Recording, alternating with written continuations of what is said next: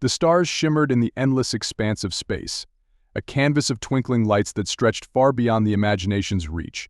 For Robert, this view had become a familiar yet ever-fascinating companion on his countless journeys. A seasoned pilot and explorer, Robert had always felt more at home among the stars than on any planet's surface.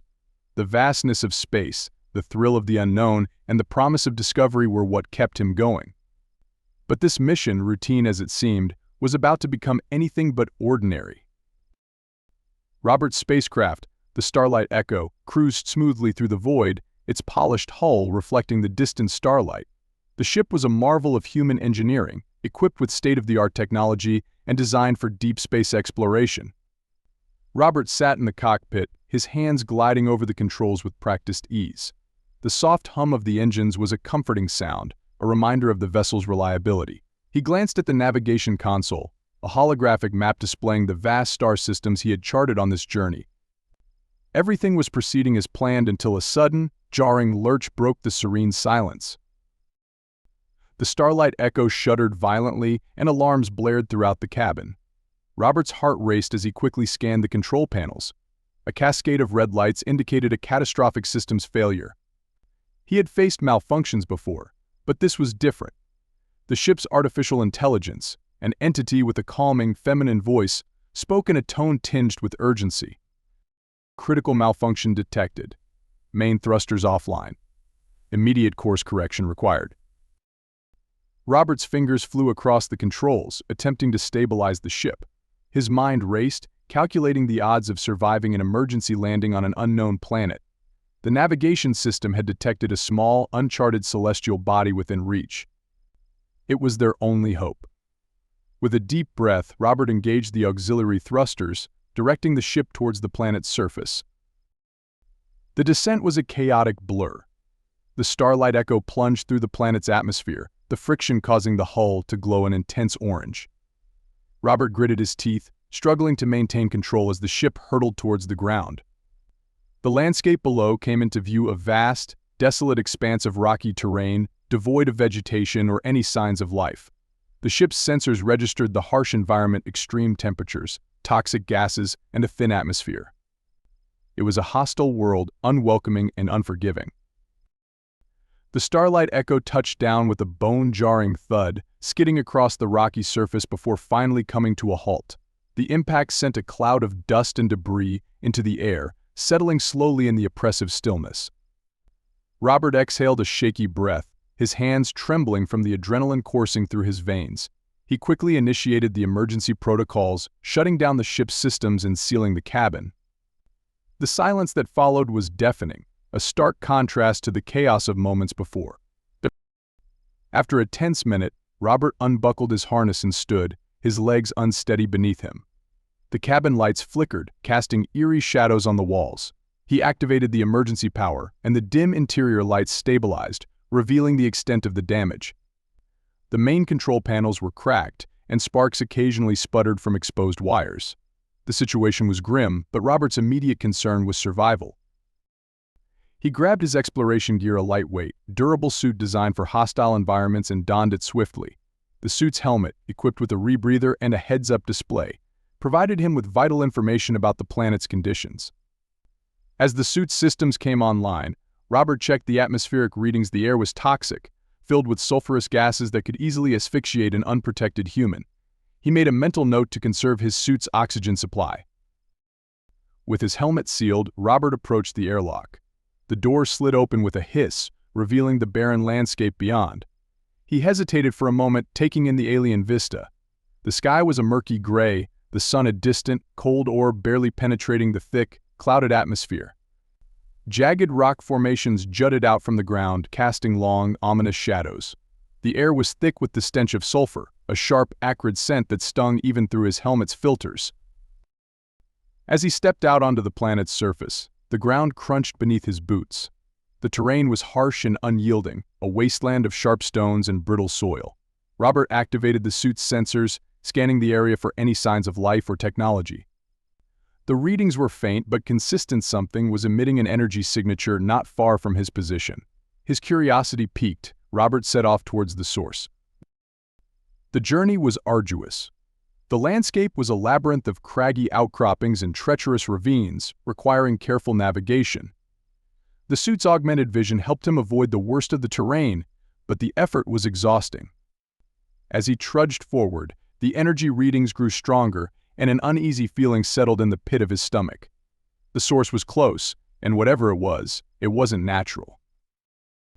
After what felt like hours, Robert finally reached the edge of a steep incline. Peering over the edge, he saw a hidden facility nestled within the rocky landscape. The building was massive, its dark, metallic structure contrasting sharply with the surrounding terrain. It was as if the facility had been carved out of the very rock, designed to blend in and avoid detection. The energy signature emanated from within, a pulsing beacon in the suit's sensors. Robert's heart raced as he surveyed the facility. It appeared abandoned, with no visible signs of life or activity. The main entrance was a massive reinforced door, slightly ajar. The place had an aura of desolation, as if it had been left to decay for years.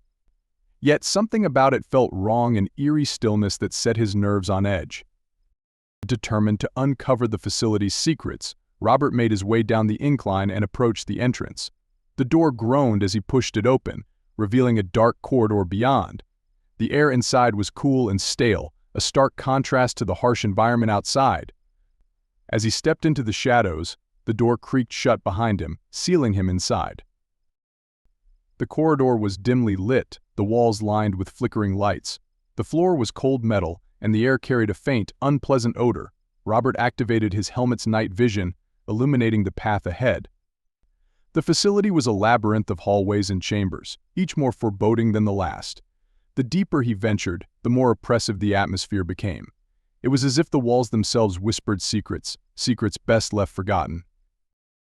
As Robert continued his exploration, he came across rooms filled with strange machinery and equipment. The technology was advanced, far beyond anything he had seen before. Some of the machines hummed softly, indicating they were still operational. Others were silent, covered in dust and grime. It was clear that this place had been abandoned in haste, with no regard for what was left behind. The silence was broken only by the sound of his footsteps and the occasional creak of the facility settling. Robert's mind raced with questions. What was this place? Who built it? And for what purpose? The answers seemed just out of reach, hidden in the shadows of this enigmatic structure. He felt a growing sense of unease, a gnawing suspicion that he was not alone. Suddenly, a faint noise echoed through the corridor, a distant, muffled cry. Robert froze, straining to listen. The sound was faint, almost imperceptible, but unmistakable. It was the sound of someone or something in distress. His heart pounded in his chest as he followed the noise, his mind racing with possibilities. Could it be survivors, or perhaps something more sinister? As he approached the source of the sound, the corridor opened into a large, dimly lit chamber. The sight that greeted him was both shocking and heart-wrenching. Rows of cells lined the walls, each one containing a figure huddled in the corner. The figures were alien women, their ethereal beauty marred by the marks of imprisonment and suffering. They were dressed in tattered garments, their eyes dull and lifeless. The air was thick with despair, a palpable sense of hopelessness that hung heavy in the room. Robert's breath caught in his throat. This was no ordinary facility, it was a prison, a place of torment and exploitation. The realization hit him like a punch to the gut. These women were prisoners, held against their will, and he had stumbled upon their dark and hidden world. The faint cry that had led him here had come from one of them, a soft, pitiful whimper that spoke of unimaginable suffering. As he stood there, grappling with the enormity of what he had discovered, a sense of resolve began to take shape within him. He couldn't leave them here, trapped and alone in this forsaken place. He had to do something, anything, to help them.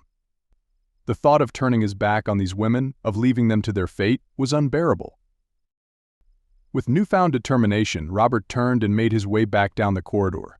He had to formulate a plan, gather information, and find a way to free these women from their prison. The descent had brought him to a dark and horrifying place, but it had also ignited a fire within him, a burning desire for justice, and a promise to himself that he would not rest until these women were free. As he retraced his steps, the weight of the situation pressed heavily on him.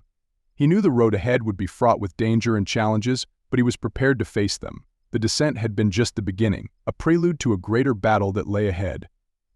And in the depths of this forsaken facility, amidst the shadows and sorrow, Robert found a new purpose, a mission that would change his life forever. The oppressive atmosphere of the hidden facility seemed to weigh down on Robert as he navigated the dimly lit corridors. Every step echoed ominously, each sound amplified by the eerie silence that surrounded him. The air was cold, almost sterile, yet tinged with a metallic scent that hinted at the facility's sinister purpose.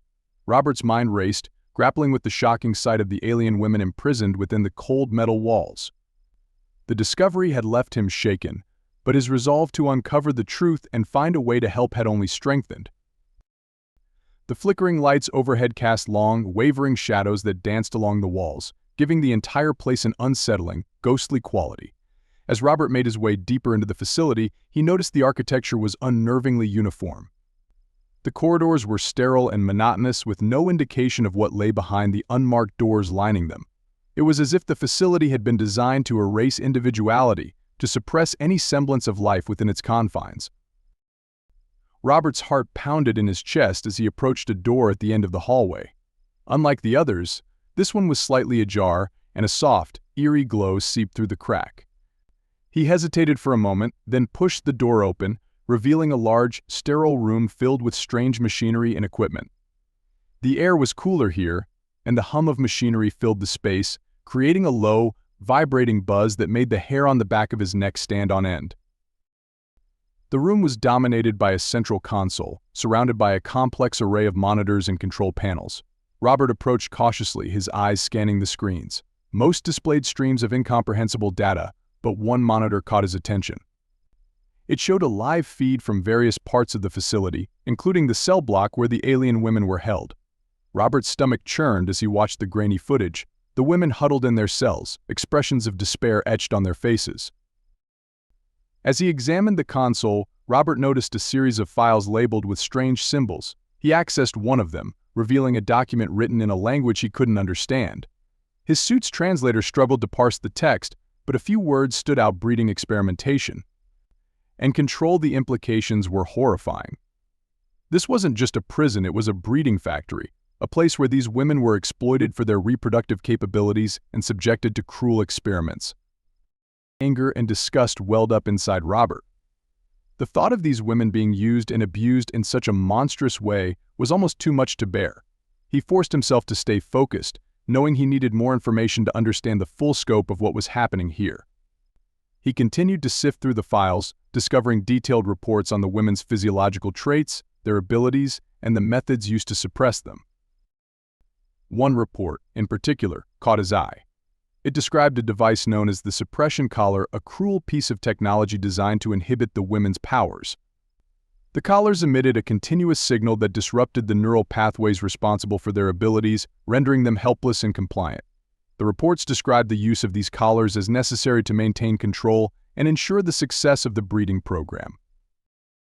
Robert clenched his fists, a deep sense of revulsion coursing through him.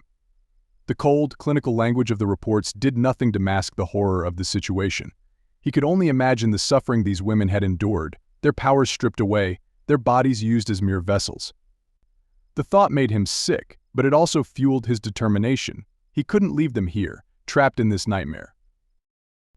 As he delved deeper into the system, Robert discovered schematics of the facility.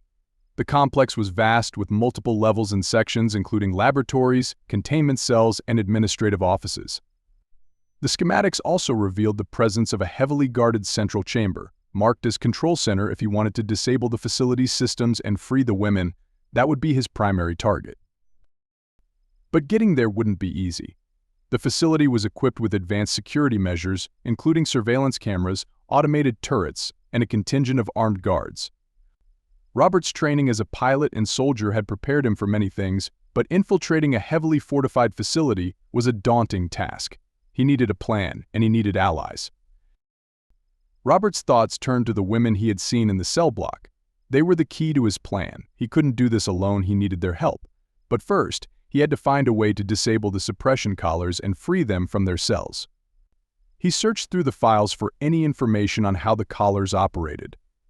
After a few tense minutes, he found what he was looking for: a detailed diagram of the control mechanism. The collars were controlled remotely from the control center, But there was also a manual override in each cell block, hidden behind a security panel. A sense of urgency gripped him. He had to act quickly before anyone noticed the breach in the system. He memorized the schematics, then exited the room and made his way back to the cell block. The corridors seemed to stretch endlessly, each turn and junction a mirror image of the last. The uniformity of the design was disorienting, but Robert's instincts guided him. Finally, he reached the cell block. The air was heavy with a sense of despair, the quiet sobs and murmurs of the women a haunting reminder of their suffering. Robert approached the security panel, concealed behind a metal plate. He pried it open, revealing a series of wires and a small keypad. His hands worked quickly, deftly bypassing the security protocols. With a final, decisive press of a button, the cell doors slid open with a soft hiss. For a moment, there was only silence. Then, one by one, the women stepped out of their cells, their expressions a mix of confusion, fear, and tentative hope. They were a diverse group, each woman unique in appearance and demeanor. Some had vibrant, jewel-toned skin, others had intricate patterns or markings, and a few had physical traits that hinted at otherworldly origins: glowing eyes, elongated limbs, or ethereal wings. Robert stepped forward, raising his hands in a gesture of peace. "My name is Robert," he said, his voice steady. "I'm here to help you. We need to disable the suppression collars and take down this facility. I know you're scared, but I promise I'll do everything I can to get you out of here." The women exchanged glances, their expressions wary but curious. One of them, a tall woman with silvery skin and striking violet eyes, stepped forward. She spoke in a soft, melodic voice. "My name is Lyra. We were brought here against our will, taken from our homes. The collars. They suppress our powers, keep us weak." She glanced at the others, then back at Robert. "If you can disable them, we can help you." Robert nodded, feeling a flicker of hope. "There's a manual override in each cell block. I just need a little time to figure out how to disable the collars without setting off any alarms." Lyra nodded, a determined look in her eyes. "We'll help you, but we need to be quick. The guards patrol the corridors regularly. If they find us out of our cells..." Robert understood the urgency. He quickly explained his plan to the women, outlining the steps they needed to take. He would disable the collars and then, together, they would move towards the control center. Once there, they could shut down the facility's systems and call for help. As Robert worked on disabling the collars, the women kept watch, their eyes sharp and alert. He felt a sense of solidarity, a shared purpose that transcended their differences. These women were survivors, strong and resilient, despite the horrors they had endured. As each collar deactivated, a visible change came over the women. Their postures straightened, their eyes regained a spark of life, and a faint, palpable energy filled the air. With the collars finally disabled, Robert felt a surge of relief.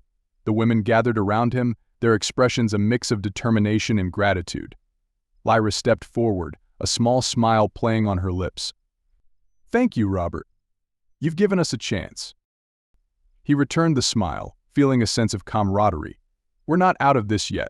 We need to move fast and stay together. Once we reach the control center, we'll have a fighting chance." The group moved swiftly through the corridors, guided by the schematics Robert had memorized. The facility seemed to come alive around them, the hum of machinery growing louder, the lights flickering ominously. Every step felt like a race against time, a desperate bid for freedom. As they approached the control center, the atmosphere grew tense. The hallway was guarded by two heavily armed sentries, their faces obscured by helmets. Robert motioned for the group to stay back, then crept forward, using the shadows as cover. His military training kicked in, every movement precise and calculated. He needed to take the guards out silently and efficiently. With a quick, fluid motion, Robert incapacitated the first guard, his hand over the man's mouth to stifle any noise. The second guard barely had time to react before Robert knocked him unconscious. The women watched, their eyes wide with a mixture of awe and apprehension. Robert quickly retrieved the guards' weapons and signaled for the group to follow. They entered the control center, a vast room filled with monitors and control panels. The central console, a massive, glowing structure, dominated the space. Robert approached it cautiously, his eyes scanning the screens. The room was empty, save for a lone figure sitting at the console, his back turned to them. Robert's heart raced as he approached, the figure's identity still a mystery. As he got closer, the figure turned, revealing a gaunt, pale face. The man's eyes were cold and calculating, a hint of recognition flickering in them as he saw Robert. He smiled, a thin, humorless expression. "Ah, the heroic intruder," he said, his voice dripping with disdain. "I wondered when you'd show up." Robert's jaw tightened. "Who are you? Why are you doing this?" The man chuckled, a hollow sound. "Names are unimportant. What matters is the mission. These women are valuable assets, resources to be utilized for the greater good." Robert felt a surge of anger. "They're not assets, they're people. You're exploiting them, using them for some twisted purpose." The man's smile widened. "You misunderstand. The universe is a harsh place, and survival requires sacrifices. These women possess unique traits, gifts that can be harnessed for the benefit of many. Their suffering is a small price to pay." Robert's hands clenched into fists. He glanced at the women, their faces reflecting a mix of fear and defiance. He knew he had to act fast. Without another word, he lunged at the man, pinning him to the ground. The women moved quickly, disabling the console and accessing the facility's systems. As the man struggled beneath him, Robert felt a sense of grim satisfaction. The tables had turned, and now they had the power to end this nightmare. The women worked efficiently, shutting down the facility's security systems and disabling the suppression collars. The lights flickered, then dimmed, signaling the facility's imminent shutdown. Robert released the man, who lay on the ground, gasping for breath. He turned to the women who had gathered around the console. Lyra's fingers flew over the controls, her expression focused and determined. Finally, she looked up, a triumphant smile on her face. "It's done," she said.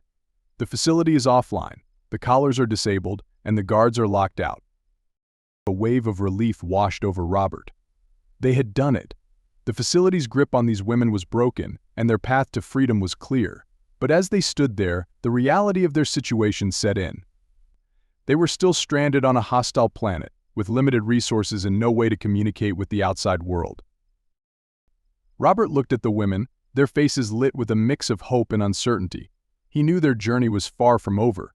They had taken the first step towards freedom, but there was still a long road ahead. Together, they would have to find a way off this planet, expose the horrors of the facility, and seek justice for the crimes committed against them. As the group gathered their bearings, Robert felt a sense of purpose and resolve. They had faced the darkness and emerged stronger, united by their shared struggle. And as they prepared to leave the facility behind, Robert knew one thing for certain: they would not rest until they had found a way to bring this injustice to light and ensure that such horrors would never be repeated. With a final glance at the now darkened control center, Robert led the women out of the facility and into the unknown, ready to face whatever challenges lay ahead. The descent into darkness had brought them together, and now, together, they would rise above it. The air outside the facility was cold and sharp, a stark reminder of the inhospitable environment they now faced. As Robert and the women emerged from the darkened interior, the harsh landscape of the planet stretched out before them, desolate and unyielding. The sky was a muted gray, casting a pallor over the rocky terrain. The group huddled together, their breaths visible in the frigid air, each person feeling the weight of their newfound freedom alongside the daunting reality of their situation. Lyra, with her striking violet eyes, stood at Robert's side, surveying the barren landscape. The other women, diverse in appearance and demeanor, gathered around, their expressions a mix of relief and anxiety. They had escaped the immediate horrors of the facility, but they were far from safe. The facility's overseers and the syndicate they served would undoubtedly seek to recapture them. Robert knew they had to act quickly, but they also needed a plan. The first priority was finding shelter and securing a means of communication. The facility's power grid and systems had been disabled, but there might still be a way to send a distress signal. Robert motioned for the group to follow him, and they began their trek across the rocky landscape, the facility looming behind them like a dark specter. The ground was uneven and treacherous, forcing them to move cautiously. The oppressive silence of the planet was broken only by the crunch of their footsteps and the occasional gust of wind. As they walked, Robert noticed the women's physical states. Many of them were weak and malnourished, their bodies showing signs of the harsh treatments they had endured. His heart ached for them, but there was little time for sympathy. They needed to find safety and supplies. The group continued in silence, each lost in their thoughts, the weight of their collective trauma palpable. After some time, they came upon a cluster of rocky outcroppings, forming a natural shelter against the biting wind. It was not much, but it offered some protection. They settled down, the women huddling together for warmth. Robert scanned the horizon, his mind racing with possibilities. They were on an uncharted planet with no apparent resources and no way to contact the outside world. Yet, the determination in the women's eyes gave him hope. They had survived the facility, they could survive this. Lyra approached him, her expression serious. "Robert, we need to talk about what we found in the facility. The reports, the experiments. There's more to this than just a breeding factory." Robert nodded, recalling the unsettling documents he had seen. The breeding and experimentation were heinous enough, but there were hints of something even darker, a larger conspiracy that extended beyond this one facility. "I know. The reports mentioned a syndicate, but we need more information. We need to understand the full extent of their operations and expose them." One of the other women, a slender figure with luminous, silver hair and pale blue skin, stepped forward. "I'm Yara," she introduced herself, her voice soft but steady. "Before I was taken, I was a scientist. I worked on decoding ancient languages and symbols. I noticed some of the markings in the facility's control center. They're not just a language. They're a code, a way to hide information." Robert listened intently, intrigued. Yara continued, "If we can access those files again, I might be able to decode them. They could contain information about the syndicate's operations, maybe even their headquarters. But we need to be careful. If the syndicate finds out we're onto them, they'll stop at nothing to silence us." A murmur of agreement rippled through the group. The idea of going back into the facility was daunting, but the potential rewards were too great to ignore. Robert knew it was a risk, but it was one they had to take. "All right," he said, looking around at the women. "We'll go back in, but we need to be smart about it. We'll gather as much information as we can and get out quickly." The women nodded, their expressions resolute. Despite their fear, there was a collective sense of purpose. They were not just fighting for their freedom but for justice in the hope of stopping the syndicate from inflicting similar suffering on others. With the plan set, Robert led the group back toward the facility, their steps filled with determination. As they approached the facility's entrance, the air grew colder, the shadows longer. The once bustling complex now stood silent, an abandoned relic of its former purpose. Robert cautiously led the way, his senses on high alert. They re-entered the facility, moving quietly through the darkened halls. The silence was unsettling, amplifying every sound, every creak of the metal underfoot. They reached the control center without incident, and Yara immediately set to work. Her hands flew over the console, bypassing the disabled systems and accessing the hidden files. The others stood guard, their eyes scanning the room for any signs of danger. The tension was palpable, every moment stretched taut with anticipation. Minutes passed, each one feeling like an eternity. Finally, Yara let out a triumphant sound. "I've got it," she exclaimed, her eyes wide with excitement. "The files, there's a lot here, but I managed to decrypt some of the more critical information. The syndicate isn't just running breeding factories. They're involved in a galaxy-wide operation, trafficking beings with unique abilities. They use the factories to breed new generations and experiment on them to enhance their powers." The revelation hit them like a tidal wave. The scale of the syndicate's operations was staggering. It wasn't just about exploitation, it was about creating a network of superpowered individuals, likely for nefarious purposes. Robert's mind reeled at the implications. This was beyond anything they had imagined. Yara continued, her voice hushed with urgency. "There's more. The syndicate has a central command hub, located in a remote sector of the galaxy. It's heavily guarded, and they use it to coordinate their operations and transport their victims. If we can get there, we might be able to shut down their entire network." The room fell silent as the gravity of the situation settled over them. They had stumbled upon a vast conspiracy, a dark underworld hidden from the rest of the galaxy. The weight of their discovery was immense, but so was the opportunity to bring it all crashing down. Robert felt a surge of determination. They had the chance to do something truly heroic, to strike a blow against a powerful and malevolent force. But they couldn't do it alone. They needed allies, resources, and a plan. Robert looked at the women, each of them strong and resolute despite their recent ordeals. They had been victims, but now they were ready to be warriors. He knew they could count on each other, but they needed more than just their group. "We need to get this information to someone who can help," Robert said, his voice firm. "We can't take down the syndicate on our own. We need to expose them and gather allies. But first, we need to find a way off this planet." As they discussed their next steps, a sudden noise echoed through the facility, a distant rumble, growing louder. The group tensed, their eyes darting around the room. Robert quickly realized what it was: reinforcements. The syndicate had likely been alerted to their presence, and now they were sending in troops to secure the facility and recapture the women. "We need to move," now Robert said urgently. "They're coming for us. We can't let them catch us here." Yara quickly downloaded the decrypted files onto a portable device, and the group hurried out of the control center. They moved swiftly through the corridors, the urgency of their situation spurring them on. As they neared the facility's exit, the rumble grew louder, accompanied by the distinct sound of engines. Robert's heart raced. They were running out of time. The group burst out of the facility, the cold air hitting them like a wall. In the distance, they could see the source of the noise: a convoy of vehicles, sleek and ominous, speeding towards them across the rocky landscape. The syndicate's forces were close, too close. They needed to escape, but there was nowhere to go. Robert scanned the area desperately, searching for any possible means of escape. His eyes landed on a small, battered shuttle, half buried in the rocky terrain. It looked ancient and barely functional, but it was their only hope. He pointed it out to the group. "There. It's our only chance." The women followed him as they sprinted towards the shuttle, their footsteps echoing in the cold, desolate air. The convoy was closing in, the vehicles kicking up clouds of dust and debris. Robert reached the shuttle first, prying open the hatch and ushering the women inside. The interior was cramped and dusty, but it seemed intact. Robert hurried to the cockpit, his hands flying over the controls. The systems flickered to life, sputtering and groaning as they powered up. The shuttle was ancient, a relic from a bygone era, but it seemed functional enough. He initiated the launch sequence, praying that the engines would hold.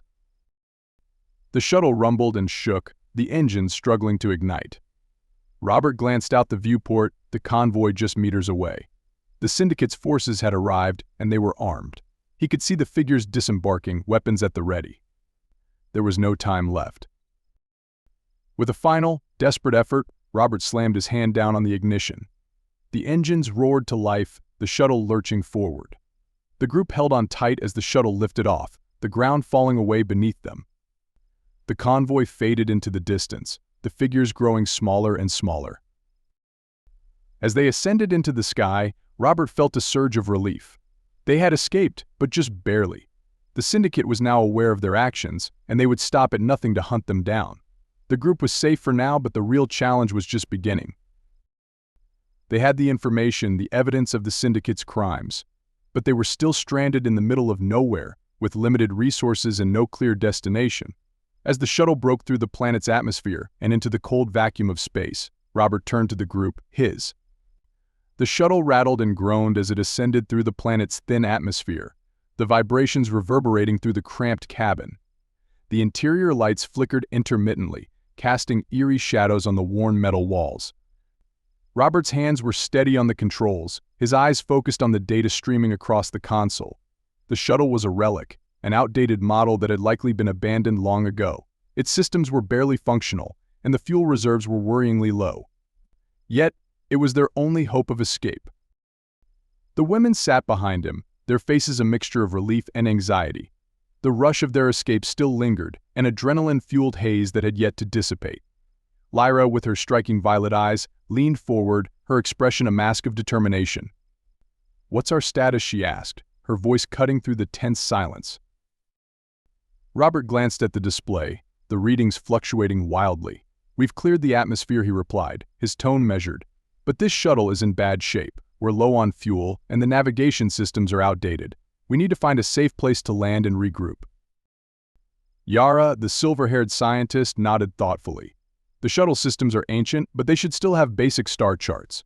We need to find a nearby system, preferably uninhabited, where we can hide and figure out our next move." Robert tapped into the shuttle's navigation system, a rudimentary interface that crackled with static. He manually scrolled through the star charts, searching for a viable destination.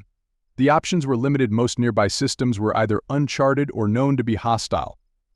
But then he found a small, uninhabited moon orbiting a gas giant in a nearby star system. It was remote, with no known settlements or significant resources. The perfect place to lay low. "There's a moon in the Altria system," Robert announced, setting the course. "It's uninhabited and off the radar. We should be able to make it with the fuel we have left." The women nodded in agreement, their expressions grim but resolute. The shuttle's engines hummed as Robert engaged the autopilot, setting them on a course for the Altria system. He leaned back in his seat, finally allowing himself a moment to breathe. The events of the past hours had been a whirlwind, a frantic scramble for survival. But now, in the relative safety of space, he could feel the weight of their situation settling in. They had uncovered a vast, dark conspiracy, an intergalactic syndicate exploiting beings with unique abilities. The implications were staggering, and the threat was immense. They had valuable information, evidence that could expose the syndicate's crimes, but they were alone, isolated, and vulnerable. The shuttle's limited capabilities meant they couldn't travel far or communicate with the outside world. Their options were limited, and the clock was ticking. As the shuttle drifted through the cold expanse of space, Robert turned to the group. "We need a plan," he said, his voice steady but serious. "We've escaped the facility, but we're not out of danger yet. The syndicate will come after us, and we can't stay on the run forever. We need to figure out our next move and how to use the information we have." Lyra nodded, her gaze focused. "We need to find a way to transmit the data to someone who can help. The syndicate is powerful, but there must be organizations or individuals out there who would want to take them down." Yara chimed in, her tone thoughtful. "We need to be strategic. The syndicate likely has deep connections and resources. If we expose them recklessly, they could bury the evidence and retaliate against us. We need allies, people who can protect us and ensure the truth gets out." A silence settled over the group as they considered their options. The reality was grim. They were up against a powerful enemy with far-reaching influence. But they also had something invaluable: the truth. Robert knew they needed to be smart, to think several steps ahead if they wanted to survive and make a difference. As the shuttle continued its journey, Robert's mind raced with possibilities. They needed to find a secure location, somewhere they could safely transmit the data and plan their next move. The Altria moon was a temporary refuge, but they couldn't stay there indefinitely. They needed to think beyond survival. They needed to strike back. After what felt like hours, the shuttle finally entered the Altria system. The gas giant loomed large on the view screen, a swirling mass of vibrant colors. Its moons orbited serenely, small and inconspicuous. Robert guided the shuttle towards the designated moon, a barren, rocky sphere bathed in the gas giant's faint glow. The landing was rough, the shuttle's engines straining as it touched down on the uneven surface. The craft shuddered to a halt, and the engines powered down with a final, exhausted sigh. The group disembarked, stepping onto the moon's rocky terrain. The air was thin, the gravity weak, but it was a safe haven at least for now. They set up a makeshift camp near the shuttle, using what little supplies they had. The cold was biting, the atmosphere harsh, but they were free. For the first time in what felt like an eternity, they could breathe without the shadow of the facility looming over them. As they settled in, Robert gathered the group around. "We need to assess our resources and capabilities," he began, his voice steady. "Our priority is to secure communication with the outside world. We need to find someone who can help us take down the syndicate and protect us from their reach." Lyra nodded, her expression serious. "We have the data, but we need to transmit it securely. The syndicate likely monitors most major communication channels. We need a secure line, something off the grid." Yara added, "The shuttle systems are basic, but they might have an old distress beacon. If we can modify it, we could send a message to a specific location or individual. It's a long shot, but it might work." Robert considered their options. The situation was precarious, but they had to take risks. The syndicate's reach was vast, but they couldn't control everything. There had to be someone out there willing to help, someone they could trust. He thought back to his past missions, the contacts and allies he had made along the way. There were people who owed him favors, people who had fought against corruption and injustice. but reaching them would be a challenge. As they discussed their options, a sudden realization struck Robert. The data Yara had decrypted the syndicate's operations, their trafficking network. It was all too detailed, too precise. It wasn't just information, it was a roadmap, a guide to their entire operation. And if they had that, they might also have the means to dismantle it. "We have a unique opportunity here," Robert said, his voice filled with a newfound resolve. "We don't just have evidence of their crimes, we have a chance to hit them where it hurts. If we can find their central hub, we could expose them and cripple their operations. But we'll need help, and we'll need to be careful." The group listened intently, their expressions a mix of determination and concern. The risks were enormous, but so were the potential rewards. They had escaped the facility, but the battle was far from over. They were fighting against a shadowy enemy, an enemy that thrived on secrecy and fear. But they had something powerful on their side: the truth. As the group continued to plan, Robert felt a renewed sense of purpose. They were no longer just survivors, they were rebels, warriors fighting against a dark and oppressive force. The road ahead was uncertain, filled with dangers and challenges. But they were united, bound by their shared experience and their determination to see justice served. The moon's cold, barren landscape stretched out around them, a stark contrast to the warmth and camaraderie of their group. They had faced darkness and emerged stronger, and now they stood at the precipice of a new journey. A journey that would take them into the heart of the syndicate's operations, into the very core of the conspiracy that sought to exploit and destroy. As they prepared for the challenges ahead, Robert knew they couldn't afford to fail. The stakes were too high, the cost of failure too great. They were fighting for themselves, for the countless others who had suffered at the hands of the syndicate, and for the hope of a better, freer galaxy. With the plan set and their resolve steeled, the group settled in for the night, the cold air filled with the promise of a new dawn. They were ready to face whatever came next, ready to fight for justice and freedom. And as the stars twinkled overhead, Robert felt a quiet confidence settle over him. They had a long road ahead, but they were not alone. Together, they would rise above the darkness and light the way for others. In the cold, silent night of the Ultria moon, the group found solace in each other's presence, their hearts and minds united by a common purpose. They had escaped the shadows, but their fight had only just begun. And with the truth as their weapon, they were ready to face the challenges that lay ahead. The cold, barren landscape of the Ultria moon seemed to stretch endlessly in every direction, a stark expanse of gray and white under the dim light of the distant gas giant. The harsh conditions and lack of atmosphere made it a desolate place, yet for Robert and the women, it was a sanctuary, temporary but precious. The group huddled together near the shuttle, a small fire crackling at their center, providing a semblance of warmth against the biting cold. They had managed to scavenge enough supplies from the shuttle's emergency kits to sustain themselves, but their situation remained precarious.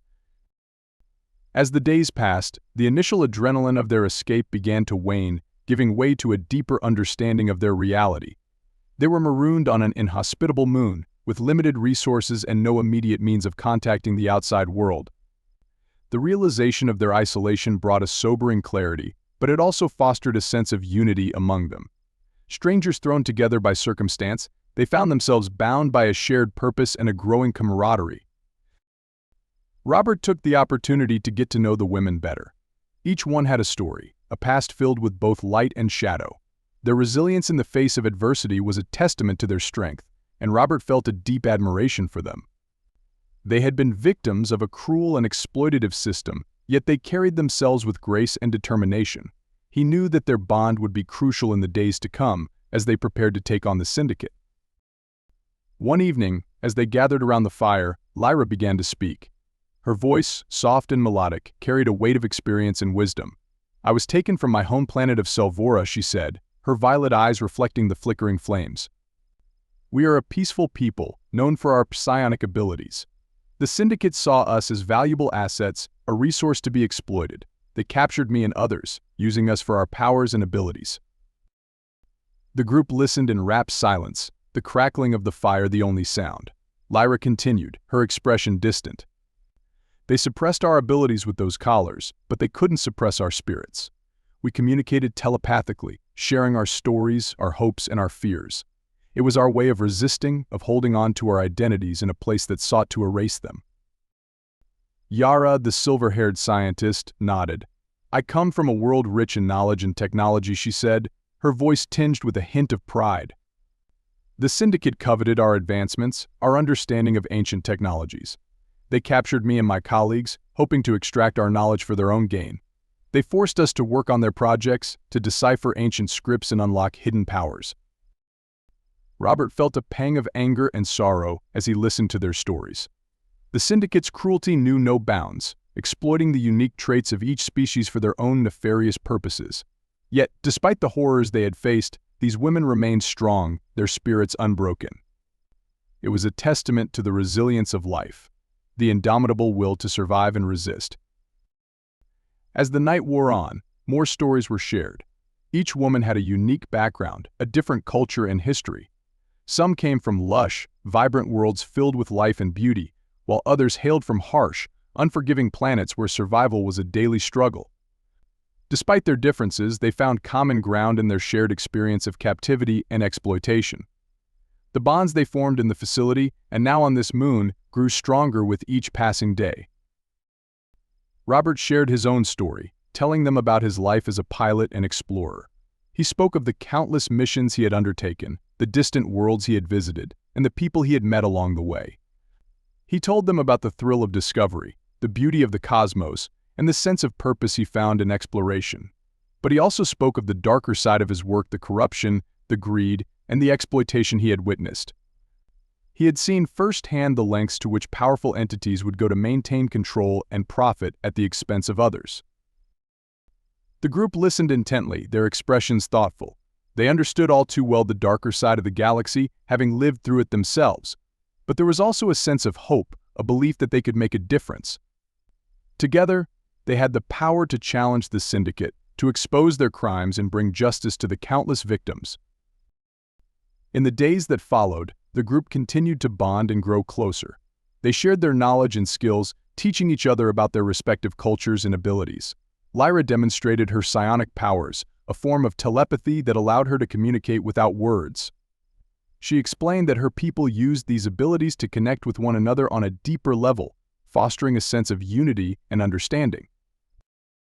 Yara shared her knowledge of ancient technologies, explaining the intricacies of the devices they had encountered in the facility.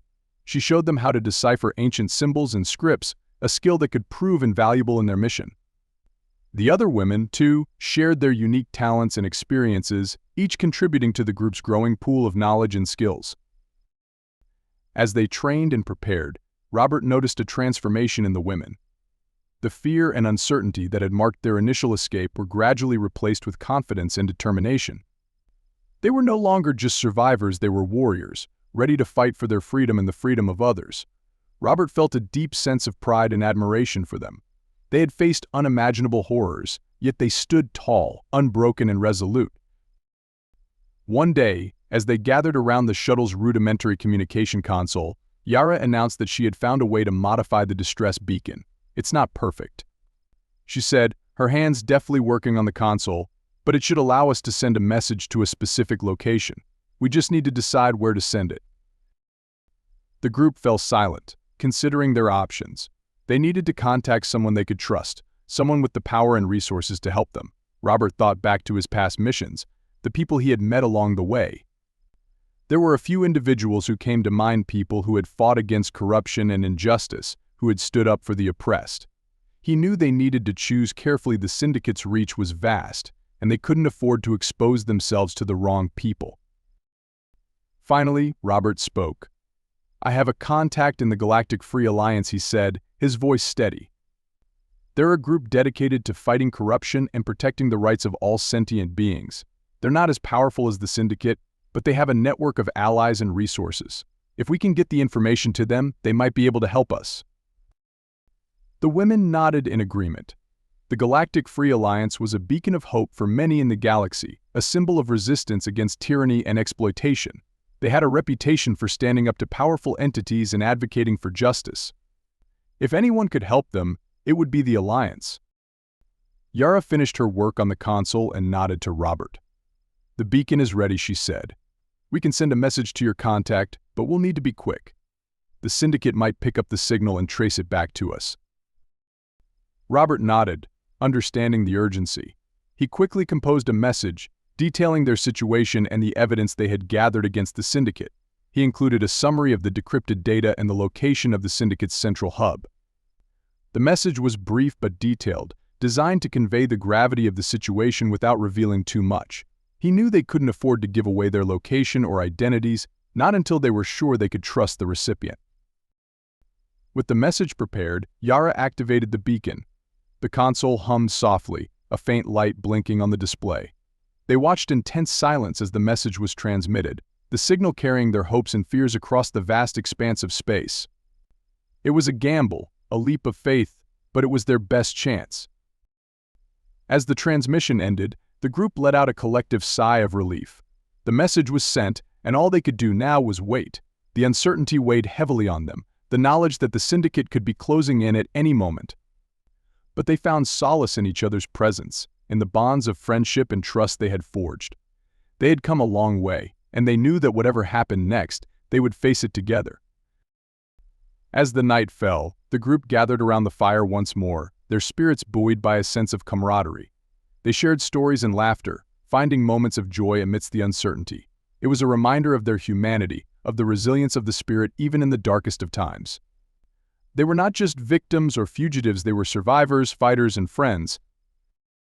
The cold air of the Altria moon seemed less harsh, the barren landscape less desolate. They had found warmth in each other's company, a light that burned brightly against the encroaching darkness. They knew the road ahead would be difficult, filled with challenges and dangers. But they were ready to face it, armed with the truth and the bonds they had forged. In the quiet of the night, as the stars twinkled above, Robert felt a deep sense of peace. They were on a journey, a quest for justice and freedom. And with the strength of their friendship and the power of their resolve, they knew they could overcome any obstacle. They were a team, united by a common purpose, and together, they would rise above the darkness and fight for a brighter future. As the fire crackled softly, casting a warm glow on their faces, the group sat together, their hearts and minds united.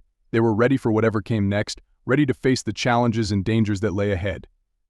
And with their bond of friendship, they knew they could weather any storm, overcome any adversity, and achieve the impossible. They were not just survivors, they were warriors, ready to fight for justice and a better world. And with the dawn of a new day, they would continue their journey, undeterred and unbroken, their spirits burning bright in the darkness. The Altria moon's perpetual twilight gave way to an artificial dawn as the group prepared for the next phase of their plan. The cold, barren landscape seemed to stretch endlessly, an unyielding reminder of their isolation. Yet amidst the desolation, a quiet resolve settled over them. The message had been sent, and now they awaited a response. But waiting wasn't an option. They needed to act, to take the fight to the syndicate before it was too late. Robert stood at the shuttle's makeshift command center, reviewing the decrypted data Yara had retrieved from the facility. The information was comprehensive, detailing not only the syndicate's operations but also their weaknesses. The central hub, located in a remote sector, was the nerve center of their operations. It was heavily fortified, but the data revealed a vulnerability: a series of underground conduits used for transporting supplies and personnel. If they could infiltrate these conduits, they could sabotage the hub's systems from within, potentially crippling the entire network. As Robert outlined the plan to the group, a mix of determination and apprehension filled the air. The task ahead was daunting, and the risks were immense, but they had come too far to turn back now. They knew the syndicate would be relentless in hunting them down, especially after the message they had sent. Their only option was to strike first and strike hard. Lyra stepped forward, her expression resolute. "We've faced worse," she said, her voice steady. "We've survived the facility and escaped their clutches. We can do this. We have to do this." The others nodded in agreement, their faces reflecting the same determination. They had become a close-knit unit, bound by their shared ordeal and a common purpose. Each of them had a role to play in the mission, and they were ready to face whatever dangers lay ahead. As they prepared to depart, Robert checked the shuttle systems one last time. The vessel was old and barely functional, but it would have to do. He double-checked the coordinates for the syndicate's hub and set the autopilot. The journey would be perilous, but they had no choice. The hub was their only chance to strike a decisive blow against the Syndicate and potentially cripple their operations. The shuttle lifted off from the moon's surface, the engines sputtering and groaning. The group watched as the barren landscape fell away beneath them, the harsh environment giving way to the cold expanse of space. The tension was palpable, each moment filled with anticipation and uncertainty. They knew the stakes were high, and the consequences of failure were dire. But they were united in their resolve, determined to see the mission through.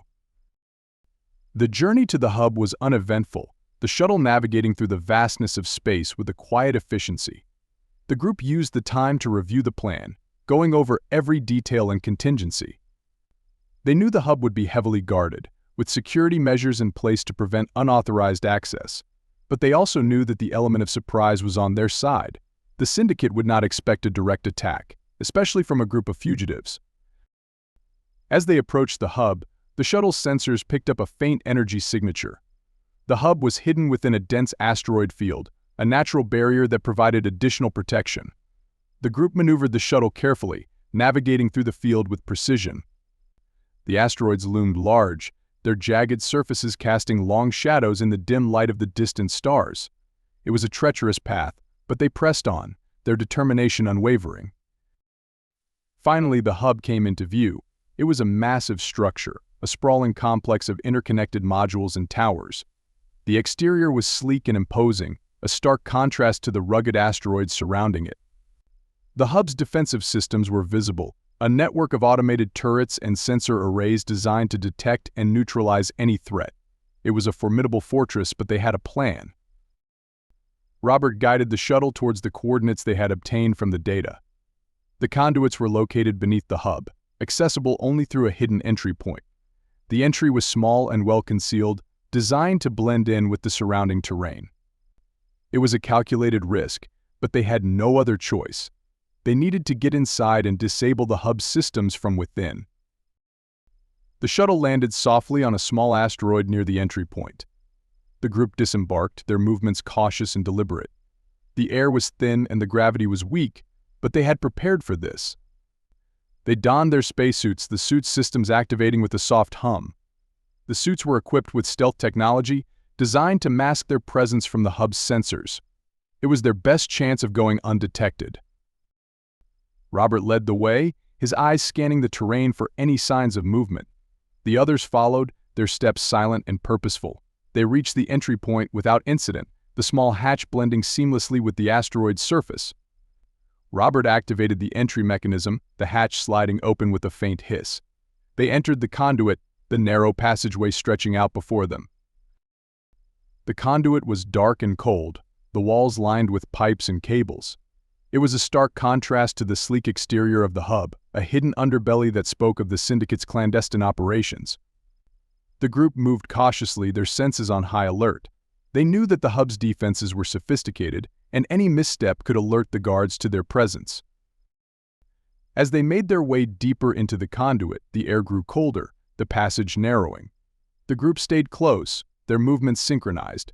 They reached a junction, the conduit branching off into multiple paths. Robert checked the data, confirming their route. They needed to reach the central control room, the nerve center of the hub's operations. From there, they could disable the hub's systems and initiate the sabotage. The group pressed on, their progress slow but steady. They encountered several security checkpoints, each one more elaborate than the last, but Yara's knowledge of the Syndicate's technology proved invaluable. She bypassed the security measures with ease, her fingers dancing over the controls with practiced precision. The group's confidence grew with each success, their determination bolstered by their progress. Finally, they reached the central control room. The door was heavily reinforced, a final barrier protecting the hub's core systems. Robert took a deep breath, his heart pounding in his chest. This was at the moment of truth.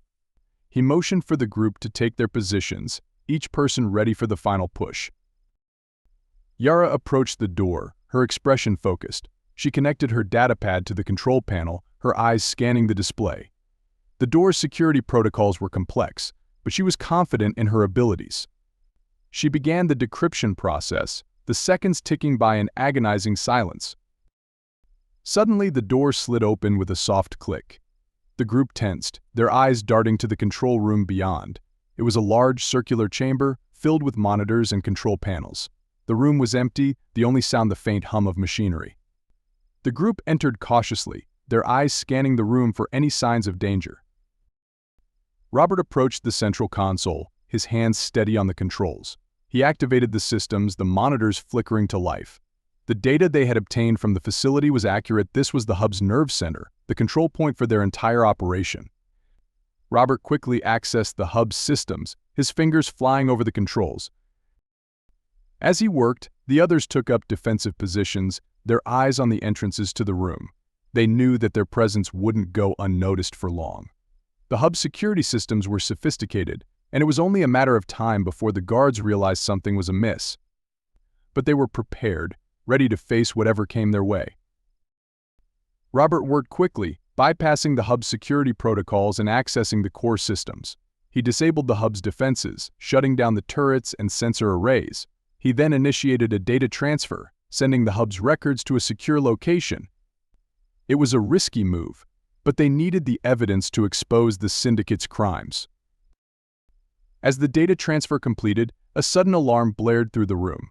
The group tensed, their eyes darting to the monitors. The hub's security systems had detected the breach, and the guards were on their way. They had limited time to complete their mission and escape. Robert initiated the final phase of the plan's sabotage. He accessed the hub's power grid, overloading the systems and setting a countdown for a controlled explosion. The explosion would cripple the hub, disrupting their operations and buying the group enough time to escape. It was a dangerous gambit, but it was their only option. The countdown began, the seconds ticking away with a relentless urgency. The group gathered at the room's exits, their eyes scanning the corridors for any signs of movement. The tension was palpable, each moment filled with anticipation and fear. Suddenly, the door to the control room burst open, a group of armed guards pouring in. The group reacted instantly, engaging the guards with precision and skill. Robert and Lyra took up defensive positions, their blasters firing with deadly accuracy. Yara and the others provided cover, their movements coordinated and efficient. The room erupted in chaos, the sound of blaster fire and shouting filling the air. The group fought with a fierce determination, their resolve unshaken. They had come too far to fail now, and they were determined to see the mission through. As the battle raged on, the countdown continued, the seconds ticking away. The group held their ground, their movements a blur of motion and energy. The guards were relentless, but the group fought back with equal ferocity. They were outnumbered, but they had the advantage of surprise and determination. Finally, the countdown reached 0. The room was bathed in a blinding light as the explosion rocked the hub. The group braced themselves, the shockwaves sending them sprawling. The room shook, the walls cracking and the monitors sparking. The hub's systems shut down, the lights flickering and then going dark. The group scrambled to their feet, the room filled with smoke and debris. The explosion had crippled the hub, but they knew they had to move quickly. The guards were still a threat, and they needed to escape before the hub's systems could recover. Robert led the way, the group moving swiftly through the corridors. The hub was in chaos, the guards disoriented and the systems offline. The group moved with purpose, their steps sure and steady. They reached the conduit, their escape route still intact. As they made their way through the conduit, the group felt a surge of relief. They had succeeded in their mission, crippling the hub and securing the evidence they needed. But they knew their journey was far from over. The syndicate would not take this lightly, and they would stop at nothing to hunt them down. The group reached the shuttle, their breaths heavy and their bodies tired. They boarded quickly, the engines sputtering to life. The shuttle lifted off, the hub's damaged exterior fading into the distance. They had escaped, but the road ahead was still uncertain. As the shuttle sped away from the hub, the group took a moment to catch their breath. They had faced incredible odds and emerged victorious, but they knew the fight was far from over. The syndicate would retaliate, and they needed to be prepared for whatever came next. Robert looked around at the group, his heart filled with pride and admiration. They had become a team, a family bound by their shared struggle and their determination to fight for justice. They had faced the darkness and emerged stronger, their spirits unbroken. As the shuttle continued its journey, the group felt a sense of calm settle over them. They had struck a blow against the syndicate, a small but significant victory. They knew there would be more battles ahead, more challenges to face. But they were ready, united in their cause and determined to see it through. In the cold expanse of space, the group found solace in each other's presence.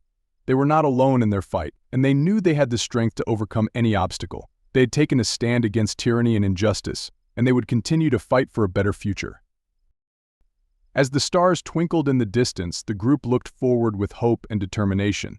They had faced incredible odds and emerged victorious, and they knew they would continue to fight for what was right. They were a team, united in their cause, and they were ready to face whatever challenges lay ahead. The shuttle coasted through the inky expanse of space, its engines a faint hum against the backdrop of the stars. Inside, the atmosphere was tense but hopeful. The group had managed to sabotage the syndicate's hub, dealing a critical blow to their operations. However, they knew the fight was far from over. The consequences of their actions would soon ripple through the galaxy, and the syndicate would undoubtedly retaliate with all their might. As the shuttle drifted towards a secluded asteroid field, a temporary refuge while they planned their next steps, a sense of anticipation hung heavy in the air. Robert sat at the makeshift command center, scanning through the data they had retrieved. The encrypted files were a treasure trove of information detailing the syndicate's expansive network and the full extent of their criminal activities. Yet, amidst the labyrinth of data, one discovery stood out: a collection of heavily encrypted files marked Project Obsidian. The name alone sent a shiver down Robert's spine, evoking a sense of foreboding. Yara, seated next to him, was deep in concentration as she worked to decrypt the files.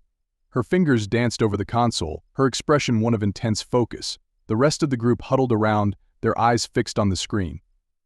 The shuttle's dim interior lighting cast long shadows, heightening the air of suspense. Finally, with a soft beep, the files began to open. The group's collective breath hitched as the contents were revealed. The files detailed a secret project, an insidious plan by the syndicate to create a new generation of superpowered beings, harnessing their unique abilities for nefarious purposes. The project's scope was vast, encompassing genetic experimentation, cybernetic enhancements, and psychological conditioning. The syndicate aimed to build an army, a legion of enhanced individuals loyal only to them. These beings, referred to as Obsidian, were intended to serve as both soldiers and enforcers, a means to exert control over the galaxy. Robert's eyes widened in horror as he read further. The project was not merely theoretical, it was already in progress. The syndicate had established multiple facilities across the galaxy, hidden in remote locations, where they were conducting their experiments. The files contained detailed records of the abducted individuals, their genetic profiles, and the experiments conducted on them. The level of detail was chilling, a stark reminder of the syndicate's ruthlessness. Lyra's voice broke the silence, her tone laced with anger. They weren't just using us for our abilities, they were creating something far worse. They wanted to turn us into weapons, into tools for their own gain. Her violet eyes flashed with a mixture of fury and sorrow. The others nodded, their expressions mirroring her sentiment. The revelations were a punch to the gut, a harsh reminder of the true extent of the syndicate's malevolence. Yara continued scrolling through the files, her expression growing graver. The data mentions a central research facility, a Obsidian Forge. It's the main hub for the project, where they oversee all the experiments and enhancements. If we can find it and shut it down, we could put a stop to the project and free those trapped there. The group fell silent, absorbing the magnitude of the situation. The Obsidian Forge was their next target, the key to dismantling Project Obsidian and crippling the syndicate's power. But it wouldn't be easy.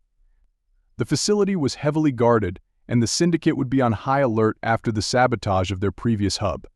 They needed a plan, and they needed allies. Robert leaned back in his seat, rubbing his temples as he pondered their next move. "We can't do this alone," he said, his voice steady but thoughtful. "We need help, and we need to expose what the syndicate is doing. The data we have is damning, but we need to get it to the right people who can make a difference." Lyra nodded in agreement. "The Galactic Free Alliance," she suggested. "They've been fighting against corruption and tyranny for years. If we can get this information to them, they can help us take down the syndicate and protect the victims of Project Obsidian." The mention of the Alliance brought a sense of hope. The organization had a reputation for championing justice and opposing oppressive regimes. They were well connected and had the resources to mount a substantial resistance against the syndicate. But reaching them was another challenge. The syndicate's reach was vast, and they would likely have eyes and ears everywhere. As they deliberated, a soft chime interrupted their thoughts. The shuttle's communication system had picked up a signal, a response to the distress beacon they had sent earlier. The group exchanged tense glances, their hearts pounding with a mix of anticipation and apprehension. Robert quickly accessed the console, bringing up the message. The screen flickered, displaying a brief text transmission. "This is Captain Alara Korin of the Galactic Free Alliance. We received your message and the data packet. Your information is critical, but the syndicate's influence is strong. We must proceed with caution.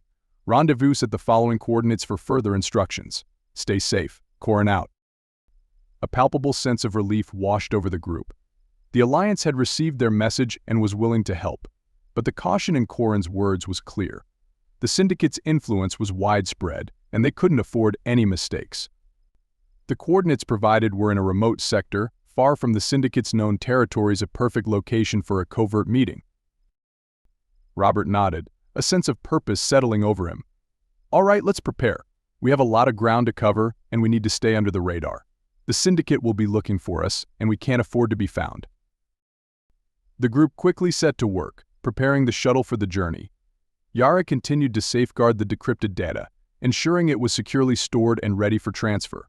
Lyra and the others checked their equipment and supplies, making sure they were ready for any situation. There was a quiet determination in their movements, a shared understanding of the stakes involved.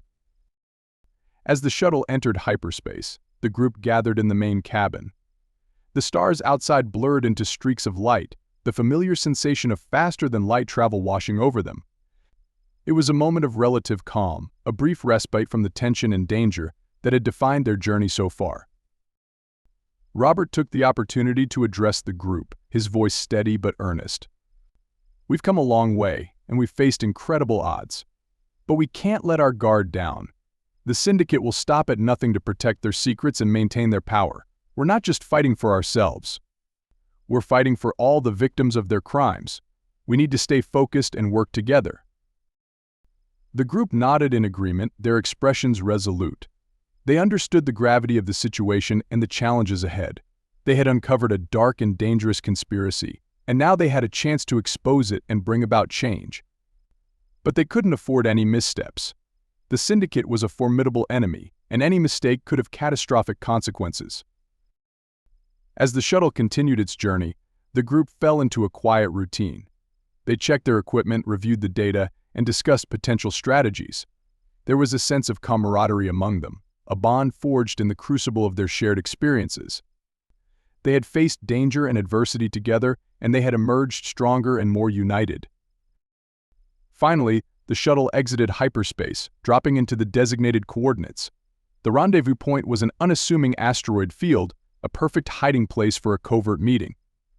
As the shuttle maneuvered through the field, the group kept a close watch on the sensors, looking for any signs of the Alliance's presence or the syndicate's. A soft beep on the console indicated an incoming transmission. Robert quickly answered, the screen displaying a coded message. It was Captain Korin, confirming their arrival and providing instructions for the meeting. The group followed the directions, navigating to a small, hidden docking bay nestled within one of the larger asteroids. The shuttle landed smoothly, the engines powering down with a soft hum. The group disembarked, stepping into the dimly lit docking bay. The air was cold and stale, the walls lined with crates and equipment. As they stood there, the sound of approaching footsteps echoed through the space. A figure emerged from the shadows, a tall woman with sharp features and piercing blue eyes. She wore a dark uniform, the insignia of the Galactic Free Alliance visible on her sleeve. It was Captain Alara Korin, the woman who had responded to their distress beacon. She approached the group, her expression a mix of curiosity and caution. "Welcome," she said, her voice firm but not unkind. "We've been monitoring the syndicate's activities for some time, but your information sheds new light on their operations. Project Obsidian is a threat we cannot ignore." Robert stepped forward, extending a hand. "Thank you for meeting us, Captain Korin. We appreciate your help. The syndicate's reach is vast and their influence is strong, but we have evidence that can expose them and put an end to their operations. Corin nodded, shaking Robert's hand. We're aware of the risks. The syndicate has eyes and ears everywhere, but we're prepared to fight back. The Alliance has been working to build a coalition of allies, people and groups willing to stand against tyranny and corruption. Your information could be the key to rallying support and bringing the syndicate to justice. The group exchanged glances, a sense of hope and determination filling the air. They had found an ally in the Alliance, a powerful organization dedicated to justice and freedom. It was a significant step forward, but the road ahead was still fraught with danger. Corin led the group to a small meeting room, where a holographic display illuminated the dark space. She activated the display, bringing up a map of the galaxy. We've identified several key locations associated with the syndicate's operations, she explained. These are their main hubs, where they conduct their experiments and oversee their criminal activities. The Obsidian Forge is their central research facility, the heart of Project Obsidian. If we can shut it down, we can cripple their operations and free those trapped there. Yara stepped forward, her expression serious. We have detailed data on the Forge's layout and security measures. It's heavily fortified, but there are vulnerabilities we can exploit. We need a coordinated effort, a strike team to infiltrate the facility and disable their systems.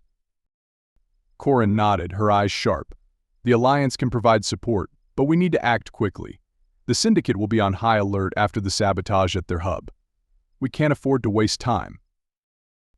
As the group discussed their plan, a sense of urgency filled the room. They knew the risks, but they also knew what was at stake. The Obsidian Forge was a symbol of the Syndicate's power, a place where countless lives had been taken and countless more were at risk. Shutting it down would be a significant victory, a blow against the Syndicate's tyranny. The meeting concluded with a renewed sense of purpose. The Alliance would mobilize their forces, coordinating with the group to launch a decisive strike against the Obsidian Forge. It would be a dangerous mission, but it was a mission worth taking. As the group prepared to leave, Corin pulled Robert aside. Her expression was serious, her voice low. I want you to know, Robert, that the Alliance is grateful for your bravery and determination. You've taken on a formidable enemy, and you've done so with honor. But be careful. The Syndicate is ruthless, and they will stop at nothing to protect their secrets. Robert nodded, a steely determination in his eyes. We know the risks, Captain. But we're not backing down. We're fighting for justice, for all the victims of the Syndicate's crimes. We won't stop until we've brought them to justice. Corin smiled, a hint of respect in her gaze. Then we'll stand with you. Together, we'll take down the Syndicate and ensure that justice is served. As Robert rejoined the group, a sense of resolve settled over them. They had found allies in the Alliance, and they had a plan to take down the Obsidian Forge.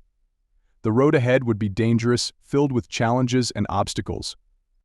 But they were ready to face it, united in their cause and determined to see it through. As the shuttle lifted off from the docking bay, the group looked forward with hope and determination. They had uncovered dark secrets and faced incredible odds, but they had also found strength in each other and in their allies. They were not alone in their fight, and they knew they had the power to make a difference. In the cold expanse of space, the group felt a sense of calm and purpose. They had taken a stand against tyranny and injustice, and they would continue to fight for a better future. With the Alliance by their side, they were ready to face whatever challenges lay ahead. They were a team, united in their cause, and they were determined to bring the Syndicate to justice and ensure that the dark secrets of Project Obsidian were brought to light. The Galactic Free Alliance's fleet assembled in the shadow of a distant nebula, a hidden staging ground far from the Syndicate's watchful eyes. The nebula's swirling colors, deep blues, vibrant purples, and electric greens, provided an ethereal backdrop, a stark contrast to the tense preparations unfolding within the fleet. The group, now joined by Alliance operatives, stood aboard the command ship, the Resolute. It was a state-of-the-art vessel bristling with weaponry and cloaking technology, a testament to the Alliance's resolve to challenge the Syndicate's tyranny. Robert stood at the center of the command deck, his eyes fixed on the holographic display hovering before him. The Obsidian Forge was highlighted in red, a stark reminder of their target's significance. The facility was nestled within a dense asteroid field, a natural shield that made it nearly impenetrable. But the group had a plan, a carefully orchestrated assault designed to exploit the Forge's few weaknesses. Captain Alara Corin, her presence commanding and confident, addressed the assembled team. "The Obsidian Forge is the Syndicate's heart," she began, her voice clear and resolute. "It's where they conduct their most secretive and heinous experiments. Our objective is simple: infiltrate the facility, disable their systems, and liberate the captives. But make no mistake, the forge is heavily fortified. This will not be easy." Yara, standing beside Robert, nodded in agreement. She had spent countless hours poring over the decrypted files, mapping out the facility's layout and security protocols. "We've identified key points within the forge," she explained, pointing to the holographic maps: the main reactor, the security control center, and the research labs. "Our teams will split up and target these areas. Disabling the reactor will cripple their power, taking down their defenses. The control center will give us access to the facility's systems, and the labs, that's where we'll find the captives." The plan was ambitious, a multi-pronged assault designed to overwhelm the Syndicate's defenses and minimize casualties. The Alliance had committed a strike team of elite operatives, seasoned soldiers, and specialists who had fought in countless skirmishes against oppressive regimes. They were experienced, disciplined, and determined. But even with their expertise, the mission carried immense risks. As the final preparations were made, Robert felt a heavy weight settle in his chest. The stakes were higher than ever, and the margin for error was razor-thin. But he also felt a deep sense of resolve. They had come so far, uncovered so many dark secrets, and fought against overwhelming odds. This was their chance to strike a decisive blow to end the Syndicate's reign of terror. The fleet moved into position, the ships gliding silently through the void. The Resolute led the charge, flanked by smaller assault vessels and fighter escorts. The plan hinged on the element of surprise. The Syndicate would not expect a direct assault on the forge. The Alliance had employed advanced cloaking technology to mask their approach, and the asteroid field provided additional cover. As they neared the forge, the tension on the command deck was palpable. The facility loomed ahead, a massive structure built into the largest asteroid in the field. Its surface was a maze of gun turrets, sensor arrays, and docking bays. The Syndicate had spared no expense in fortifying their prized research hub. But the Alliance was undeterred. Captain Corin's voice crackled over the intercom. "All units, prepare for assault. We have one chance to do this right. Let's show them what the Alliance is capable of." The order was given, and the fleet sprang into action. The Resolute and the other capital ships unleashed a barrage of electronic countermeasures, jamming the forge's communications and disrupting their sensors. At the same time, the assault vessels and fighters surged forward, moving with deadly precision. The battle had begun. The Resolute's bridge was a flurry of activity as data streamed in from across the battlefield. Robert and the team watched as the holographic display updated in real time, showing the positions of both friendly and enemy forces. The initial wave of Alliance fighters engaged the forge's defenses, drawing fire away from the assault teams. The plan was working, but the Syndicate's response was swift and brutal. The forge's turrets roared to life, spewing torrents of laser fire at the approaching ships. The asteroid field lit up with explosions, the void filled with the flashes of energy weapons. The Alliance fighters weaved through the chaos, their pilots executing daring maneuvers to avoid the onslaught. It was a high-stakes dance of death, and every second counted. As the battle raged outside, the assault teams prepared to breach the forge's outer defenses. Robert, Lyra, Yara, and a select group of operatives would infiltrate the facility, targeting the reactor and the control center, disable the forge's power, and take control of the systems. It was a critical mission, and failure was not an option. The assault vessel carrying Robert's team cut through the chaos, dodging debris and an enemy fire. They approached one of the forge's docking bays, its blast doors sealed shut. Yara hacked into the facility's systems, her fingers moving with practiced precision. The doors groaned open, and the vessel slipped inside, landing with a heavy thud. The team disembarked, their weapons drawn and senses alert. The docking bay was eerily silent, the air thick with tension. They moved quickly, navigating through the labyrinthine corridors of the forge. The facility's interior was a stark contrast to its fortified exterior, sterile, clinical, and unnervingly quiet. The walls were lined with sleek metal panels, the floors a polished gray. It felt more like a laboratory than a military institution. As they advanced, the team encountered pockets of resistance. Syndicate guards, armed and armored, emerged from the shadows, engaging the intruders with lethal intent. The hallways echoed with the sounds of blaster fire and shouted commands. Robert and the operatives fought with precision, their training and experience evident in every movement. Lyra used her psionic abilities to disorient the guards, her eyes glowing with a faint, ethereal light. Yara provided technical support, hacking into security systems and disabling traps. The group pressed on, their progress marked by skirmishes and brief respites. They reached a junction, the corridor splitting in two directions. Robert turned to the team, his expression grim. "We'll split up here. Lyra, Yara, and I will head to the control center. The rest of you, focus on the reactor. We need to bring their systems down, and we need to do it fast." The team nodded in agreement, their faces set with determination. They understood the gravity of their mission and the importance of their roles. With a final nod, they parted ways, disappearing into the dimly lit corridors. Robert led Lyra and Yara through a series of winding passages, their path illuminated by the flickering lights above. The control center was located deep within the facility, heavily guarded and fortified. As they approached, the sound of machinery grew louder, the hum of servers and processors filling the air. They reached a large reinforced door, the final barrier between them and their objective. Yara quickly accessed the control panel, her fingers flying over the keys. The door's security protocols were complex, but she was prepared. With a soft beep, the door slid open, revealing the control center beyond. It was a vast room, filled with monitors, consoles, and data terminals. The walls were lined with servers, their lights blinking rhythmically. At the center of the room stood a large circular console, the heart of the Forge's systems. The room was not empty. A dozen Syndicate operatives stood ready, their weapons trained on the intruders. The leader, a tall figure clad in sleek, black armor, stepped forward. His face was obscured by a helmet, but his voice was cold and commanding. "You have made a grave mistake coming here," he said, his tone dripping with disdain. "The Syndicate will not tolerate interference in our work." Robert tightened his grip on his blaster, his eyes locked on the leader. "We're here to put an end to your work," he retorted, his voice steady. "Project Obsidian ends today." The leader's helmet tilted slightly, as if amused. "You think you can stop us? The Forge is just one facility. Our reach extends far beyond this place. You can't possibly hope to win." Lyra stepped forward, her violet eyes glowing with intensity. "Maybe not today," she said, her voice resonant with power. "But we will bring you down. One way or another, your tyranny ends." With a flick of his wrist, the leader signaled his operatives to attack. The room erupted in chaos, blaster fire and psionic energy crackling through the air. Robert, Lyra, and Yara moved with practiced precision, each of them a blur of motion. Lyra unleashed a wave of psionic energy, disorienting the operatives and throwing them off balance.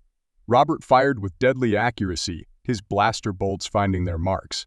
Yara hacked into the systems, her focus unwavering despite the chaos around. The battle was fierce, each side fighting with relentless determination. The Syndicate operatives were highly trained, their movements coordinated and efficient, but the group had something they lacked, a deep, unbreakable bond forged through shared hardship and a common goal. They fought not just for survival, but for justice, for the countless lives the Syndicate had exploited and destroyed. As the skirmish raged on, Yara accessed the central console, her hands flying over the controls. She worked quickly, bypassing the security protocols and accessing the Forge's core systems. The room's lights flickered as the facility's defenses began to shut down, the monitors displaying a cascade of error messages. The leader, sensing the tide turning, advanced towards Yara, his blaster raised. Robert intercepted him, their blasters clashing in a flurry of motion. The leader was a formidable opponent, his movements swift and precise, but Robert fought with a ferocity born of desperation, his every action driven by the desire to protect his friends and bring justice to the Syndicate's victims. The two combatants clashed in the center of the room, their movements a blur of motion. The leader's blaster fired, narrowly missing Robert's head. Robert retaliated, his own blaster firing point-blank into the leader's chest. The leader staggered, his armor smoking from the impact.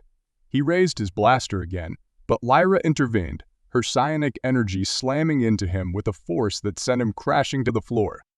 The room fell silent, the last of the Syndicate operatives subdued. The group stood amidst the wreckage, their breaths heavy, their bodies tense. Yara continued her work at the console, her face set with determination. "I'm initiating the system shutdown," she announced, her voice steady. "This will disable the Forge's power and security systems. We need to move quickly." The group regrouped, their eyes on the central console. The lights flickered again, the room's temperature dropping as the power drained away. The facility's hum grew quieter, the server slowing to a crawl. The shutdown was complete. Robert turned to the others, his expression a mix of relief and resolve. "We've done it," he said, his voice calm. "The Forge is offline, but we need to secure the captives and get out of here. The Syndicate won't sit idly by while we dismantle their operations." The group moved quickly, navigating through the now darkened corridors. The facility was in disarray, the remaining Syndicate operatives retreating in the face of the shutdown.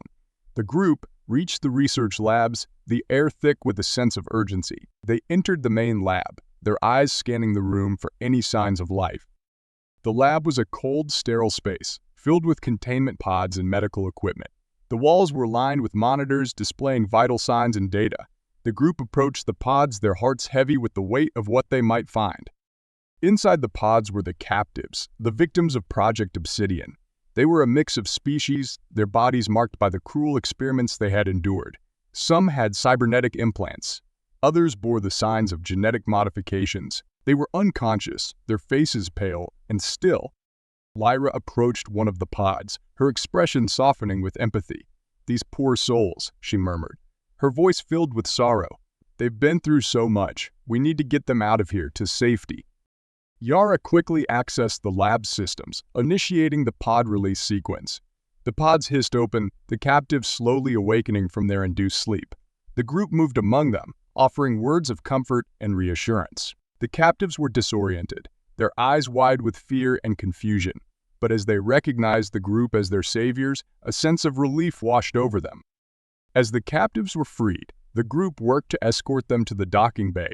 The facility's power was still draining, the emergency lights casting long shadows in the corridors. The air was thick with tension, the knowledge that the Syndicate could retaliate at any moment hanging over them like a dark cloud. They reached the docking bay, the assault vessels waiting to take them to safety. The captives were loaded onto the ships, the group moving with a sense of urgency. The battle outside was still raging, the Alliance forces holding the line against the Syndicate's defenses. The team knew they had to move quickly, their window of escape narrowing with each passing second. As the last of the captives were loaded onto the vessels, Robert turned to the group. "We're not out of this yet," he said, his voice steady. "The Forge is offline, but the Syndicate will be back. We need to get these people to safety and regroup with the Alliance. This isn't..." The group boarded their vessels, the engines roaring to life. The ships lifted off, the docking bay falling away beneath them. They navigated through the asteroid field, the path ahead fraught with danger. The battle outside was still fierce, the void filled with the flashes of energy weapons and the debris of destroyed ships. The Alliance fleet moved to cover their retreat, the capital ships providing a protective screen. The group pushed through the chaos, their vessels weaving through the debris. The void was alive with the sounds of battle, the air thick with tension, but the group was resolute, their focus unyielding. As they broke free of the asteroid field, the group breathed a collective sigh of relief. They had escaped the Forge, the captives were safe, and the Syndicate's prized facility was crippled. It was a victory, a significant blow against the Syndicate's operations, but the group knew that the fight was far from over. The Alliance fleet regrouped, the ships forming a defensive formation. The captives were transferred to medical vessels, their care now in the hands of skilled professionals. The group watched as the medical teams worked, their expressions a mix of relief and sorrow. They had saved these people, but the scars of their captivity would linger. Captain Corin's voice came over the intercom, her tone steady. "The mission was a success. The Forge is offline and the captives are safe. But we need to remain vigilant. The Syndicate will not take this lightly. We have dealt them a significant blow, but they will retaliate. We need to be ready." The group nodded in agreement, their faces set with determination. They had struck a decisive blow against the Syndicate, but the fight was far from over. The Syndicate was a formidable enemy, and they would not rest until they had reclaimed their lost ground. The group knew they had to stay united to continue their fight for justice and freedom. As the fleet prepared to jump to hyperspace, Robert looked around at the group. They had come so far, faced so many challenges, and emerged victorious. They had uncovered dark secrets, faced incredible odds, and struck a blow against tyranny. They had become more than just a group of survivors. They had become a family united by their shared struggle and their common goal. As the stars streaked past them, the group felt a sense of calm and resolve. They had fought for justice, for the countless lives affected by the syndicate's crimes. They had faced the darkness and emerged stronger, and they knew that whatever challenges lay ahead, they would face them together. In the cold expanse of space, the group looked forward with hope and determination. They had struck a blow against the syndicate, but their fight was not over. They were ready to continue their battle for justice and freedom, to stand against tyranny and oppression. They were a team united in their cause, and they were determined to see it through to the end. As the fleet disappeared into hyperspace, the group knew that the final stand had been won, but the war was far from over. They would continue to fight, to uncover the truth, and to bring justice to the victims of the syndicate's crimes. They were not alone in their struggle, and with the Alliance by their side, they were ready to face whatever challenges lay ahead. They were warriors united in their cause, and they would not rest until the galaxy was free from the shadow of the syndicate. The stars settled into their familiar, twinkling constellations as the fleet exited hyperspace. The Galactic Free Alliance's rendezvous point was a remote system, a quiet sector far from the busy trade routes and inhabited worlds. It was a place chosen for its isolation and security, a safe haven where the fleet could regroup and tend to their wounded. The system's twin suns cast a soft glow over the planets and asteroid belts, a peaceful contrast to the chaos they had left behind at the Obsidian Forge. As the ship settled into orbit around a barren, uninhabited planet, the tension that had gripped the group began to ebb. The assault on the Forge had been a resounding success, but the gravity of their victory was tempered by the sobering reality of the situation. The Syndicate was a wounded beast, dangerous and unpredictable. The battle had been won, but the war was far from over. On the command ship Resolute, the atmosphere was a mix of relief and solemnity. The medical bay was a hive of activity, with doctors and nurses tending to the rescued captives. The group Robert, Lyra, Yara, and the other survivors stood on the observation deck, watching as the medical teams worked tirelessly. The captives had been through a harrowing ordeal, and many were in critical condition, but they were alive, and that was a victory in itself. Robert leaned against the glass, his expression pensive. The weight of their actions and the uncertain future loomed over him. They had struck a blow against the Syndicate, but the path ahead was fraught with challenges. The Syndicate's reach was vast, and they would undoubtedly seek retribution. But for now, they had a moment of respite, a chance to reflect on what they had achieved. Lyra stood beside him, her violet eyes soft with empathy as she watched the rescued captives. "We've given them a second chance," she murmured, her voice barely above a whisper. "A chance to heal, to rebuild their lives. It's more than they had before." Robert nodded, his gaze distant. "We've done a good thing," he agreed, his voice steady but thoughtful. "But there's so much more to be done. The Syndicate won't stop, not as long as they have power and influence. We need to keep fighting, to expose their crimes and bring them to justice." Yara joined them, her expression serious. "The data we recovered from the Forge is critical," she said, her tone matter-of-fact. "It contains detailed information about the Syndicate's operations, their finances, and their connections. With this, we can cripple their network and rally support against them. But we need to act quickly, before they have a chance to recover." As the group discussed their next steps, Captain Alara Korn entered the observation deck. She was a commanding presence, her demeanor confident and composed.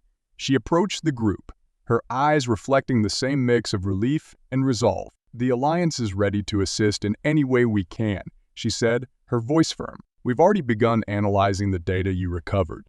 It's a treasure trove of evidence, enough to launch a coordinated effort against the Syndicate. But we need to be strategic. The Syndicate has deep ties and powerful allies. We can't afford to make any mistakes." Robert appreciated Corrin's pragmatism. The Alliance's support was invaluable, but they needed to tread carefully.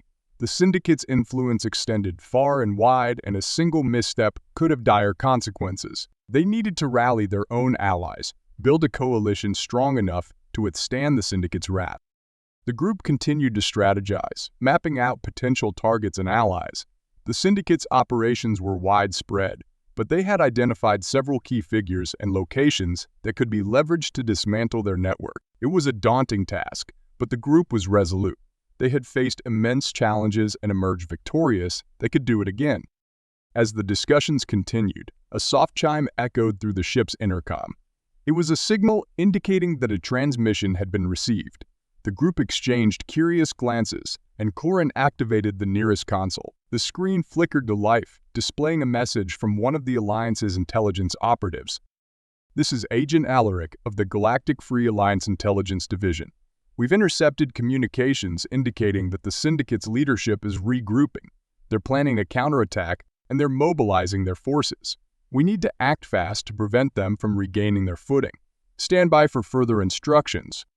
The message was brief, but urgent. The Syndicate was already moving to retaliate, and time was of the essence. The group felt a renewed sense of urgency. Their resolve hardening, they had struck a blow against the Syndicate, but now they needed to press their advantage. They couldn't allow the Syndicate to regroup and strike back. Corin turned to the group, her expression serious. "We need to move quickly. The Alliance will support your efforts, but we need to coordinate our actions. We'll launch a coordinated strike against the Syndicate's remaining strongholds, targeting their leaders and key assets. This is our chance to deal a decisive blow and cripple their operations." The group nodded in agreement, their expressions determined. They understood the gravity of the situation and the importance of their actions. They were not just fighting for themselves. They were fighting for all the victims of the Syndicate's crimes. They were fighting for justice, for freedom, and for a better future. As the preparations for the next phase of the operation began, the group took a moment to reflect on their journey. They had come a long way, from the dark corridors of the facility where they had been imprisoned to the vast reaches of space. They had faced danger, uncovered dark secrets, and fought against a powerful enemy. They had formed bonds of friendship and trust, and they had found strength in each other. Lyra turned to Robert, her expression thoughtful.